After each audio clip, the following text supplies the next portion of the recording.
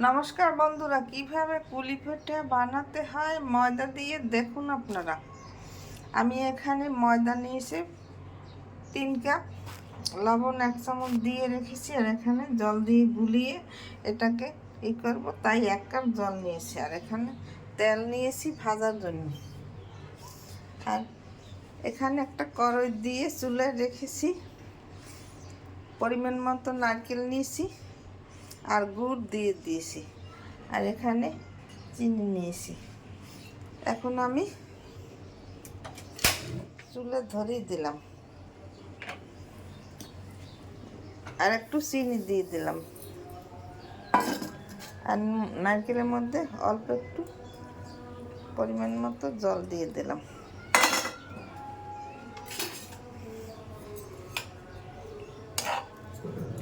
এটা দিয়ে আমি এখন পুলি পিঠার মধ্যে যে নারকেলটা দেয় সেই নারকেলটা এখন ভাজা ভাজা করে তৈরি করব। 2 মিনিট পর ফিরে আসছে। 2 মিনিট পর ফিরে এসে এটা ভাজা হইতে হইতে আমি এখানে ময়দার পুরটা গুলে নেব।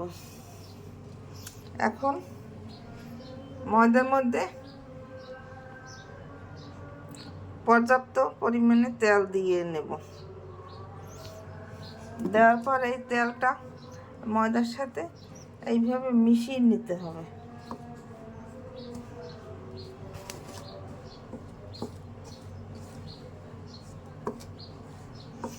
মিশিয়ে নিতে নিতে এক পর্যায়ে দেখবেন এটা যখন মিশে গেছে, তখন এই মুঠ করলে এই যে দেখুন এইভাবে হবে।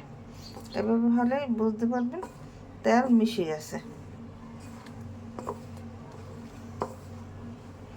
এখন আমি জল দিয়ে গুলিয়ে নেব। 2 মিনিট পর ফিরে আসছি। 2 মিনিট পর ফিরে আসছি, আমার ডো তৈরি হয়ে গেছে। অনেক সময় এটাকে ছানতে হবে 3-4 মিনিট ধরে। তারপর আমি এভাবে লুচির শেপ দিয়ে নেব, এই যে গোল করে। আপনারা বড় করেও শেপ দিতে পারেন, ছোট করেও শেপ দিতে পারেন, আপনাদের পছন্দ মতো শেপ দিয়ে নেবেন। এখানে আমার নারকেলের পুর তৈরি হয়ে গেছে।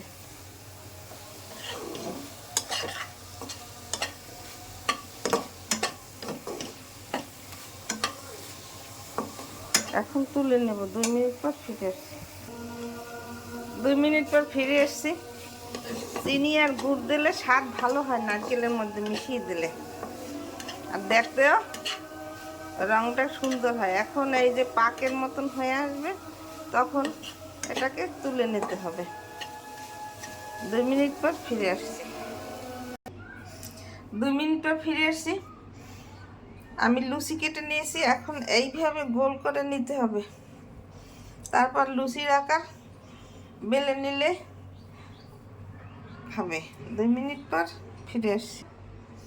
2 মিনিট পর ফিরে এসে আমি এখানে লুচি বেলে নিয়েছি এইভাবে। এখানে অনেকগুলো লুচি বেলেছি। এখন এই পুরটাকে এইভাবে লুচির মধ্যে দিয়ে, তারপরে এইভাবে ভাঁজ দিয়ে নিতে হবে। নিয়ে এখান থেকে এইভাবে একটু লাগিয়ে নিতে হবে। তারপর পুলি পিঠার শেপ দিয়ে নিতে হবে। 2 মিনিট পর ফিরে আসি। 2 মিনিট পর ফিরে আসি। আমি লুচি কেটে এইভাবে পুর ভরে তারপর পুলি পিঠের আকারে শেপ দিয়ে নিয়েছি। আপনারা এইভাবে বানাবেন। ময়দা দিয়ে বানালেই ভালো হবে, অনেক দিন রেখে খেতে পারবেন। আর আটা দিয়ে বানালে 2-1 দিনে খেয়ে শেষ করতে হবে। এখানে আমি একটা কড়াই দিয়েছি। এখন ভাজার জন্য চুলায় জল ধরিয়ে দিলাম। এখন পরিমাণ মতো তেল দিয়ে দেব।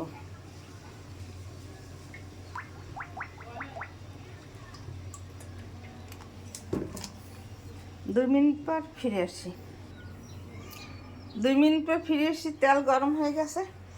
এখন আমি তেলের মধ্যে পিঠা দিয়ে দিলাম।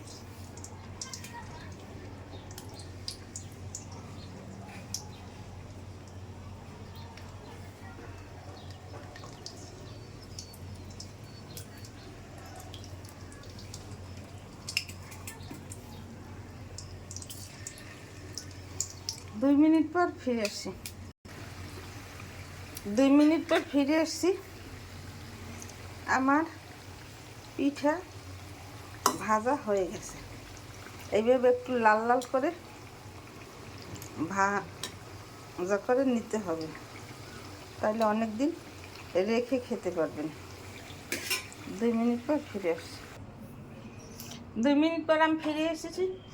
আমার কুলি পিঠা ভাজা হয়ে গেছে।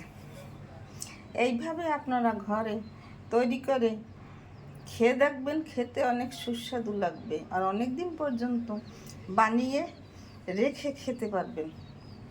আমার ইউটিউব এবং ফেসবুক চ্যানেলটা লাইক কমেন্ট শেয়ার করে আমার পাশে থাকবেন। ধন্যবাদ।